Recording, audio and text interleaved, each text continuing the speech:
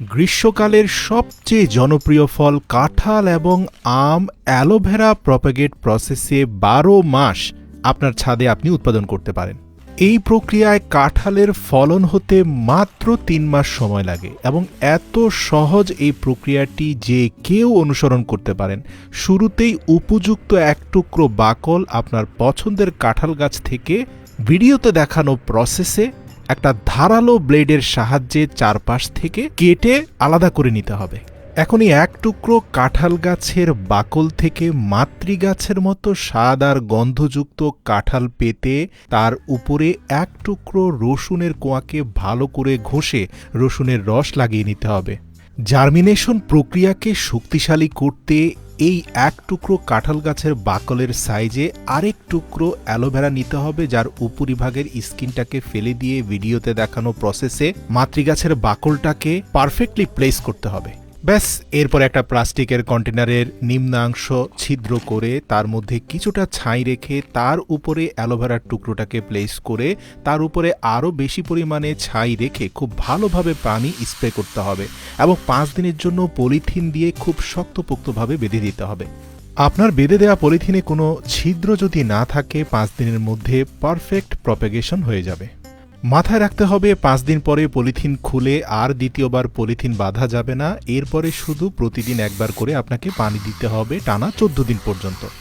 ১৪ দিন পরে প্রপার প্রপাগেশনের মাধ্যমে আপনি দেখতে পারবেন সেই বাকল থেকে মাতৃগাছের মতো গুণাগুণ নিয়ে বেশ কিছু কাঁঠালের মুচি বের হয়ে গিয়েছে।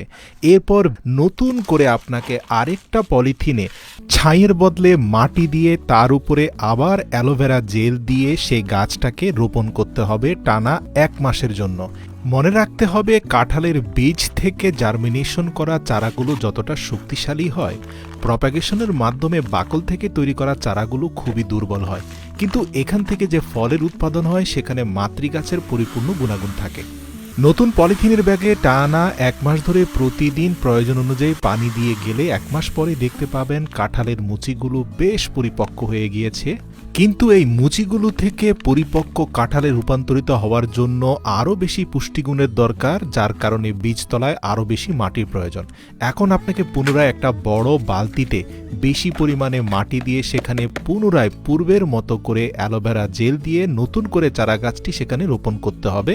নিয়মিত একবার করে পানি দিয়ে গেলে ৬০ দিন পরেই দেখতে পাবেন আপনার মুচিগুলো পূর্ণাঙ্গ কাঁঠালে রূপান্তরিত হয়েছে। বলে রাখি, এই কাঁঠালের স্বাদ এবং গন্ধ হুবহু মাতৃগাছের মতোই হবে। খুবই সংক্ষেপে বলে দিতে চাই, আপনি চাইলে আপনার রসালো পেয়ারা গাছের যে কোনো একটি উপযুক্ত ডালের মধ্যাংশকে বাছাই করে একই প্রক্রিয়ায় সুস্বাদু রসালো পেয়ারা খেতে পারেন ১২ মাস আপনার বাড়ির ছাদে। মাথায় রাখতে হবে, এক্ষেত্রে পেয়ারা গাছের বাকল নয়, পূর্ণাঙ্গ ডালকে কেটে উপযুক্ত অংশের দুভাগকে ফেলে দিয়ে যেই অংশ থেকে প্রপাগেশন হবে তার অপোজিট জায়গাটাকে ভালো করে ধারালো ছুরি দিয়ে ছেঁচে নিতে হবে, যাতে খুব দ্রুত শিকড় গজাতে পারে।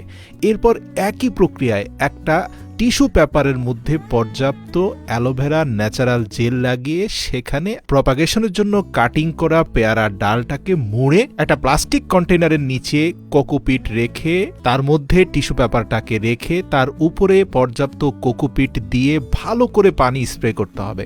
মনে রাখতে হবে, কাঁঠাল এবং পেয়ারার ক্ষেত্রে পার্থক্য হচ্ছে কাঁঠালের বীজতলায় আপনি ছাই দিয়েছিলেন, এখানে ছাই দিলে কাজ হবে না, এখানে আপনাকে কোকোপিট বা নারকেলের খোসার চূর্ণ দিতে হবে। প্রিয় দর্শক, এর পরের ধাপগুলোতে তেমন কোনো পার্থক্য নেই। যে বিষয়টা আপনাকে জানিয়ে রাখা প্রয়োজন, ১২ দিন পরে প্রপার প্রপাগেশন হওয়ার পরে গাছটাকে উঠিয়ে ভালো করে ধুলে আপনি দেখতে পাবেন নিচের যে অংশটা আপনি ধারালো ছুরি দিয়ে ছেঁচে দিয়েছেন সেই অংশে খুব ভালো করে শিকড় বেরিয়েছে। এরপরে আগের মতোই প্রসেস, পলিথিন কন্টেইনারে মাটির মধ্যে অ্যালোভেরা জেল দিয়ে সেখানে নতুন চারা গাছটি রোপণ করবেন। ৪০ দিন টানা পানি দিলে আপনি দেখতে পাবেন পেয়ারা গাছটা বেশ বড় হয়ে গিয়েছে। তৃতীয় ধাপে কিছুটা পরিবর্তন আছে। বড় প্লাস্টিক কন্টেইনারে পেয়ারার চারা গাছটি রোপণ করার পূর্বে বীজতলায় পর্যাপ্ত মাটির সাথে কোকোপিট এবং চালের তুষ মিশিয়ে নিতে হবে। এরপরে টানা ৪০ দিন পানি দিলেই আপনার ছাদের সেই পেয়ারা গাছটিতে পর্যাপ্ত ফলন হবে। আর হ্যাঁ, বরাবরের মতোই প্রপাগেশন প্রসেসে উৎপাদন হওয়া এই রসালো জুসি পেয়ারা প্রতিটা কামড়ে আপনার মনে হবে মাতৃগাছের স্বাদ এবং গন্ধ অটুট রয়েছে। প্রিয় দর্শক, হুবহু একই প্রসেসে আপনি চাইলে আমেরও প্রপাগেশন করতে পারেন। ভিডিও লম্বা হয়ে যাবে বিধায় এখানে আমি তা বিস্তারিত বলছি না, শুধুমাত্র দেখাচ্ছি আমের প্রপাগেশনের মাধ্যমেও সরাসরি আপনি মাত্র ৩ মাসেই আপনার বাড়ির ছাদে আমের ফলন পেতে পারেন। কোনো পার্থক্য নেই, পেয়ারার প্রপাগেশন প্রসেস এবং আমের প্রপাগেশন প্রসেস হুবহু একই। টেকনিকগুলো উপকারী মনে হলে বিনীত অনুরোধ করছি আপনার প্রিয়জনদের সাথে ভিডিওটি শেয়ার করবেন অথবা তাদের ট্যাগ করে দিবেন।